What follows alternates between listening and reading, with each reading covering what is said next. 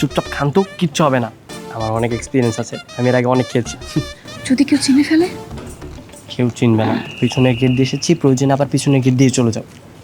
আচ্ছা, বলছিলাম আপনাদের তো ঠিক চিনতে পারছি না, আপনারা কোন পক্ষের কার কি হন বলেন তো?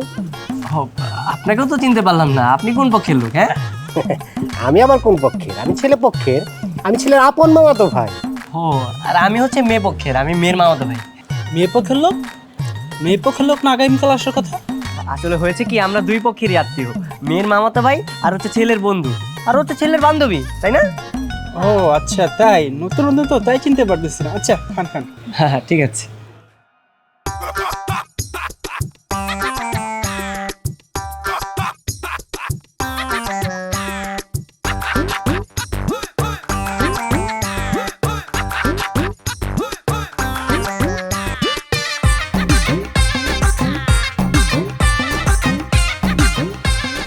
বুঝলাম না, আপনি এভাবে খাবার ফেলে চলে আসলেন কেন?